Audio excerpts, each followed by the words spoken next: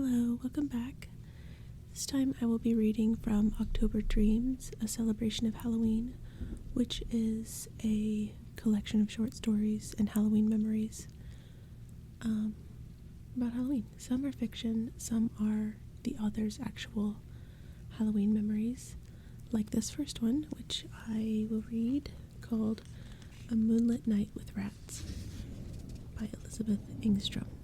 I grew up tortured, literally, the only girl with 5 older brothers. I was alternately experimented upon, humiliated, and continually put in harm's way. I was also cherished and protected as only 5 big brothers can do. As a result, I grew up hoydenish.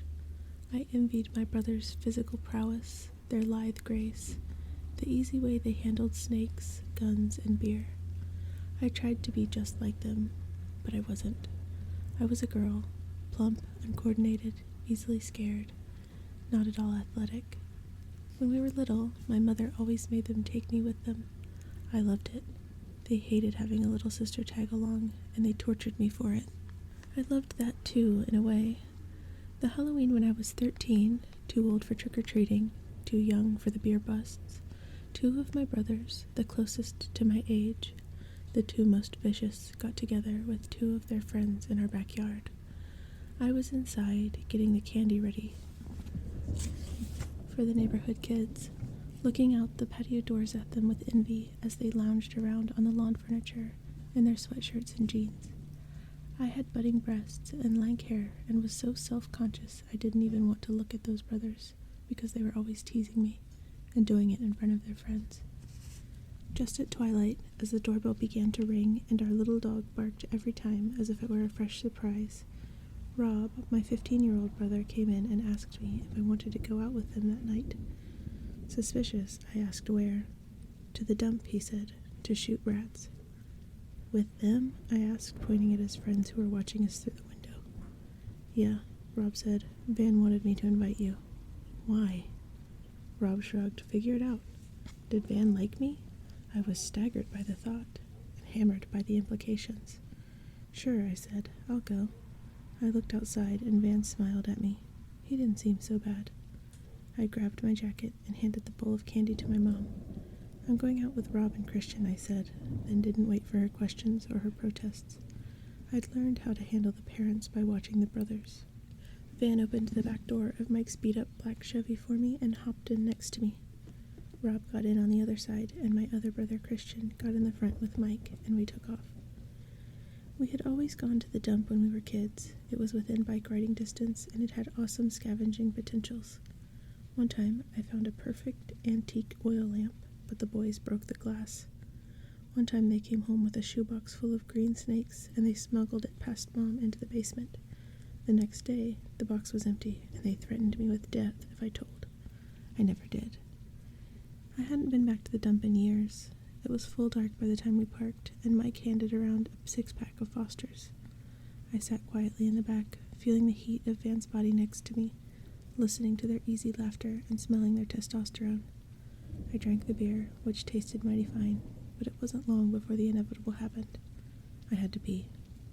I waited until the squirming point, hoping that one of the boys would have to go first, and instead of listening to them talk and laugh, I concentrated on how I would go about the act. If I tried to go too far from the car, they'd pull around and shine the headlights on me, or something equally as humiliating. Eventually, I figured it out. I nudged Rob and had him let me out, and pulled a tissue from my jeans and squatted right at the rear of the car, my hand on the trunk. I figured I would be safe there, but I was wrong. No sooner had I got my pants down than the car started up and gravel spit at me, and they were off, their laughter ringing in my ears like demon shouts from hell. Van didn't really like me, I realized. This would just be a good Halloween prank. Dump the kid sister at the dump. I finished peeing and then used the tissues to blow my nose. I found an old mattress to sit on while I weighed my options. I'd wait for them until I didn't want to wait anymore, and then I'd walk home. It wasn't that far, but my heart was broken. So I sat on that old mattress and cried for a while at first. They didn't come back. Of course they didn't come back. And I sat there until I began to like it. The dump had a certain majesty in the Halloween moonlight. During the day, The place was hot, it stank, and it was filled with noisy, screeching seagulls. But at night, on this night, I could barely smell it, and its strange landscape shone silvery in the moonlight. I could see the rats, big as beavers, rustling through the plastic sacks. I stomped my feet at them if they got too close, and once they found out that I moved, they seemed content to leave me alone. I spent a lot of time sitting on that nasty old mattress until long after I was sure the little ghosts and goblins had finished ringing the doorbell and making Chica bark. I thought about my family, my friends, my brothers, and their friends. I thought about my approaching womanhood and realized that I could decide what kind of woman I would be, and that the options were endless. I didn't have to be a tomboy. I didn't have to be ashamed of my breasts or my klutzy ways. I didn't have to be able to jump over barbed wire fences. I didn't have to pretend delight in the killing of little furry things. I could try a few things, like earrings and lipstick, things that had intrigued me, but had also intimidated me. That girly stuff seemed to come so easily to some. When I sat down on that mattress, I was the tortured plaything of a bunch of bullies, and when I stood up, I felt as though my life had become my own. I felt adventurous in a completely different way, and when I heard footsteps on the road, and identified the silhouette as Van's, I didn't hide and throw things at him, as was my first impulse. Instead, I stood up and walked toward him. He had left the others in the woods and walked all the way back to the dump to see if I was all right. By the time we reached my house, he was holding my hand, and I felt poised on the brink of self. My personal year begins and ends on Halloween. That is when I make my New Year's resolutions. That is the season when I take risks and plan for the future. I first met my husband on Halloween. It is also the day I send greeting cards to my wonderful brothers now that they're grown, and sit for a few minutes every year and wonder whatever happened to Van. I wonder if he also has a special affinity for that day as well, because as sure as I grew up that night surrounded by rats, so did he. This next one is by Poppy Z. Bright, and it is called Lantern Marsh, and I believe it is fiction. The marsh brooded on the outskirts of town. We children sometimes played there during the day, poling flat-bottomed boats through the dark water choked with swamp hyacinth, stranding ourselves on any of the hundreds of tiny islands. By day the marsh was a place of filtering, shifting patches of sunlight, cypress and live oak bearded with Spanish moss, velvety brown cattails that would burst into clouds of white snow if you smacked them against the back of your friend's head, and unfounded rumors of quicksand pools full of skeletons and treasure. At night, the lanterns took over. Our parents forbade us to go into the marsh at night. Usually this rule needed no enforcing, but at one time or another, most of us had worked up enough courage to creep up to the edge of the marsh with a group of friends, stare for a while at the bright globes of light hovering over the water, and then run away as fast as our legs could carry us. Later, we would laugh and call one another Fraidy Cat, but not until we were back in somebody's warm, well-lit room. After all, no one really knew what the lanterns were. Our science teachers dismissed them as swamp gas, but hardly anybody believed that, or what they could do, if in fact they wanted to do anything besides hover and shimmer, be beautiful, luminous ghosts. We had lived in a town named after this marsh all our lives.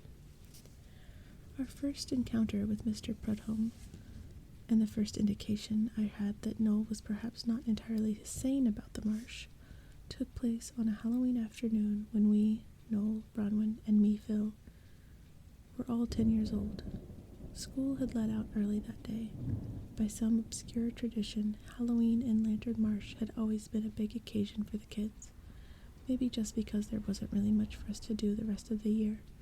So the school scheduled a half-day, or canceled altogether. The three of us were walking down the town's main street, enjoying the tangy autumn flavor of the air. This was the deep south, and Halloween felt more like August. But this year, we were having a decent, cool season. Bronwyn and I were talking about the costumes we were going to wear that night.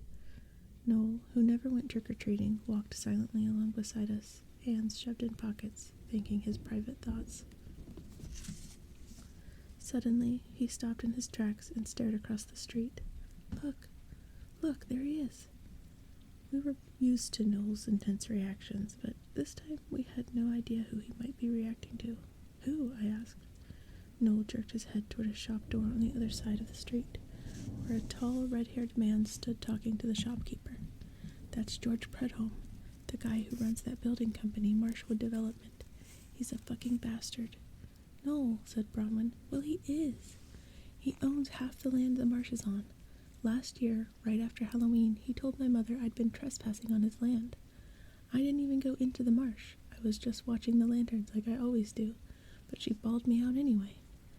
This year, I told her I was going out trick-or-treating with you guys. Noel had lived with his mother for 7 years, ever since his father left for parts unknown. She was a big, ruddy woman who always smelled of cigarettes, and she frightened me and Bronwyn a little, but she and Noel had negotiated an uneasy peace. Why don't you come out with us? I said. Seems like that'd be a lot more fun than watching those old lanterns again. Although I knew the lanterns were magic to Noel, I couldn't conceive of not wanting to go trick-or-treating. The idea of coming home at the end of the night empty-handed, with no laden plastic bag into which you could stick your face and breathe the odor of all kinds of candy mingling. But Noel just shook his head. Bronwyn tucked a scrap of yellow hair behind her ear as she looked across the street at Prudhomme. That man wants to hurt you, Noel. I looked at her puzzled. Why had she said that? But the red-haired man was beckoning to Noel. Bronwyn clutched at Noel's arm. Don't go. It's okay, Bron. He can't hurt me here. Noel crossed the street and stood in front of the big man, fists on his hips, dark, shaggy head thrown back, looking ridiculously small. Prudhomme said something to him, and Noel shook his head no. After a moment or two, Bronwyn and I relaxed. It looked like they were just going to have a conversation after all, but then Noel began to shout, You can't do it, you dirty shit. I know you can't, because you will only own half of it, and if you ever try, I'll kill you. I swear I will. Prudhomme stared obliquely down at him. When Noel turned and ran back to us, I saw that his features were contorted with rage, close to tears. Without waiting to see whether we would follow, he started off down the street, his back held stiff and straight. We hurried after him, not knowing what else to do. When we got up with him, all three of us strode along in silence for several minutes. Then Bronwyn, always the peacemaker, touched Noel's shoulder and asked, What did he say? Noel scowled. He told me to stay away from the marsh tonight, like he always does if he sees me around Halloween. But I don't care what he says. He'll never know. He's too scared to go near the marsh on Halloween night, and he ought to be scared too, because I bet they hate him as much as I do. They? He meant the lanterns, I realized. Though I knew how they obsessed him, I had never known that he believed they could either love or hate. But this realization was overshadowed by another. That's not what made you so mad, I said. Noel gazed at me. The expression on his face now was more fear than fury. He said someday he was going to fill in the marsh. His lips trembled, and he bit at them, swallowing hard. Finally, he cried.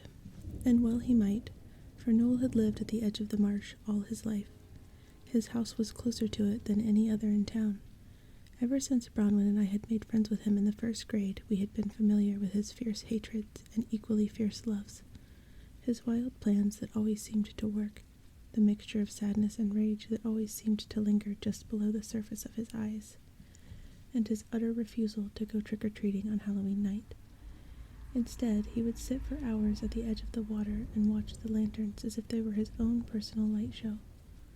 On Halloween, he claimed, they were at their most spectacular. Spirits could visit the living world on Halloween, and Noel had always thought the lanterns were spirits. There were hundreds of the great glowing balls, and more mirrored in the dark water.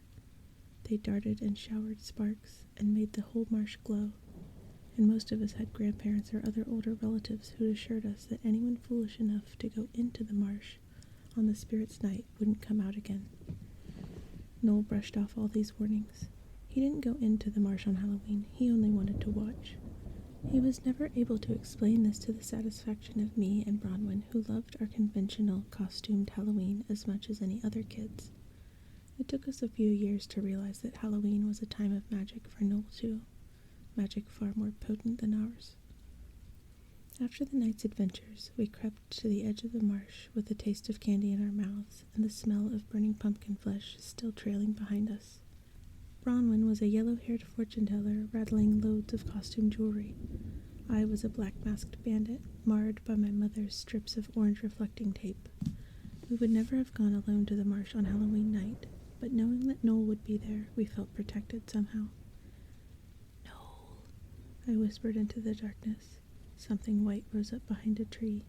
Bronwyn gave a little shriek, but the flapping shape said "Shh," and waved us over. When we got to him, I saw that Noel was in costume, presumably to fool his mother. He was dressed all in white, with white smudges of makeup smeared around his dark, dark eyes. If the spookiness of the marsh itself hadn't scared off any intruders, Noel might have. Bronwyn held out an extra bag heavy with candy corn and miniature chocolate bars. "We brought you some." Noel accepted the bag like a prince and gave us one of his rare smiles. "Thanks." He considered us for a moment and apparently found us worthy. "Do you want to see them?" I hesitated, but Bronwyn nodded. Noel led us to his spot behind the tree. I looked into the depths of the marsh and saw nothing. Bronwyn glanced off to the left and said, "Oh," enthralled, for there they were, the hovering, darting, colored globes. They drew closer as we watched. Depthless black water reflected them back 100 times over, rippling and shimmering. Their pale light spilled between the trees, bathing our faces. Tiny lanterns danced in Noel's eyes. For the first time, I knew that he wanted to join them, whatever the price of joining might be. But he had always been adamant about looking after his mother, who would be alone without him. For now, at least, he would have to content himself with these nighttime glimpses. We watched the lanterns dance for what felt like hours until I heard my mother calling me from blocks away. Eventually, Bronwyn and I graduated from trick-or-treating to costume parties at our friends' houses. Noel, though, still spent his wrapped nights at the edge of the marsh each Halloween. He and George Prudhomme glared at each other when they met in the drugstore or the Central Park Cafe, but as far as I knew, no more words passed between them. We moved up from elementary school to the county consolidated junior high, where Noel's strangeness was judged less acceptable by kids who hadn't known him most of his life. Noel refused to even try to act normal, and so he was tormented. The 3 C's of adolescence, he said to us more than once: clothes, cliques, and cruelty. But he answered the teasing with sarcasm or indifference. Being ignored only made his tormentors angrier, and if he had to, Noel would fight. He usually won, too. Noel was skinny but wiry, and he clawed at his opponents with a mad abandon that usually kept them from challenging him twice. By the time we got to high school, most people left Noel alone. He would never be accepted, but acceptance wasn't something he needed. More and more often, instead of going to the pep club meetings or basketball games that had captivated us earlier in our teens, Bronwyn and I would join Noel in his room after school to listen to the Beatles, the Doors, Jimi Hendrix. We were learning that we didn't need acceptance either. The 3 of us, now as close again as we had been in childhood, decided to form a band. Bronwyn could play the guitar a little, and I began to get interested in drumming, something I'd previously practiced on the edges of desks and dinner tables. My parents bought me a used set, good enough to start out on, for $50. Noel needed no instrument. He had a high wail of a singing voice, huge and soulful and strangely beautiful. Our name, of course, was the Lanterns. We played at a couple of school dances, doing mostly Beatles and Stones covers, but also a few songs Noel had written himself. We weren't well received by the dance crowds, and after our first 2 gigs, we were replaced by another garage band that played 50s hits and beach music. Noel didn't care. He had never been concerned about performing in public anyway. Especially to a high school audience. He had only agreed to it because the idea excited me and Bronwyn. We didn't play any more gigs, but the Lanterns lasted through the summer after our high school graduation. Then Bronwyn and I went to the state university, and Noel, who was planning to major in music, went to a small liberal arts college about 100 miles away from Lantern Marsh. His mother wasn't happy to see him go, but as he had received a scholarship, she could do nothing to stop him. At the state school, Bronwyn and I met crowds of new people, but we always came back to each other. Noel wrote us long letters about learning to play guitar and piano, which he liked, and the atmosphere at his college, elite and self-consciously eccentric, which he claimed to dislike, but even he had to admit it beat high school. I bought a second-hand green Volkswagen Bug. Bronwyn got her ears pierced. Things went smoothly until our fall break, when we were pleased to find out that Noel would be coming home at the same time we would. Driving home, I gave half my attention to Bronwyn, and half to worrying about my bald tires. My parents had offered to replace them while I was home, but I wasn't even sure they would last out the trip. As we approached Lantern Marsh, my worry was interrupted. Bronwyn gasped and craned forward in her seat. "Phil, look!" We were entering town by a road that went past a far edge of the marsh. The marsh was still there, of course, but it was changed, weakened. Instead of a line of cypress and oaks, I saw stumps, red mud, bulldozers, and dump trucks. A large patch of land had been filled and cleared. A billboard announced in foot-high red letters, "Future site of Marshwood Mall, a property of Marshwood Development." At home, my father confirmed my fears. George Prudhomme bought the rest of the marsh. Shame to tear it up if you ask me, but it wasn't making the town any money. People say he's having the whole thing filled in to build a new shopping center with a double-decker parking lot. You used to have a friend who liked the marsh, didn't you, Phil? When I called Noel's house, his mother said he wouldn't be home until the next day. Her voice on the phone was little more than a faint wheeze, and I wondered if she was thinking of what Prudhomme's plans might do to her son. Bronwyn had gone out to dinner at the Three Lanterns Steakhouse with her family.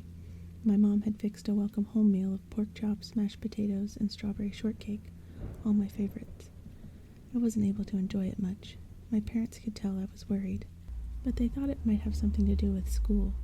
Of course, I wasn't thinking of school at all. I was wondering what in the world we were going to say to Noel tomorrow, and whether it would do any good. As it turned out, we didn't have to break the news to him. His bus had come into town by the same road we'd used, so he already knew. His mother looked awful when she let us in. She'd always been a fleshy woman, and still was, but now the flesh seemed to sag off her bones. Her color was high and unhealthy looking, as if she'd been running a fever. "He's in his room," she told us. "Hasn't hardly been out since he got here." Bronwyn knocked on the door. "Come in," said Noel hollowly. He was sitting in the dark. Well, not quite. He had put his red light bulb in the bedside lamp. It cast a bloody glow over the room, but offered little illumination. Noel's eyes were nothing but dark hollows in his angular face. "What are you going to do?" Bronwyn asked, putting her hand on his arm.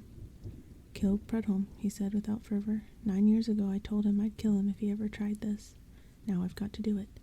This made me impatient. "Come on, Noel, you can't kill Prudhomme. What would that accomplish? You'd go to jail, and the mall would get built anyway." Noel nodded. I wasn't sure he'd heard me, but he already knew the truth of what I said. He stared at a poster on the wall behind Bronwyn and me, Jim Morrison in his Lizard King pose. "What am I going to do, you ask?" "I'm going to sit here and watch Prudhomme tear up the marsh. Maybe they'll stop him, maybe not. If I could join them, I'd damn well stop him." "You mean the lanterns?" Bronwyn asked timidly, but we all knew what he meant.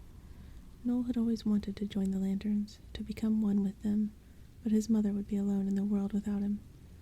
Now I wondered if even that would be enough to keep him here. He lay back on his bed. "Listen, I need to think. Can you leave me alone for a while?" We nodded and left silently. It was the first time Noel had ever sent us away. The next afternoon, as I was leaving the house, my father stopped me with a stricken look on his face. "Have you talked to your friend Noel?" "Not today, but I was just going over there." "You won't find him at his house." "Why not?" Dad sighed. "Phil, Noel's mother died last night. She had a stroke and was gone right away. Noel called 911, but when the ambulance got there, they couldn't find him. No one's seen the boy since." A thought nudged me. With exams right before the break, I'd lost track of dates. "What day is this?"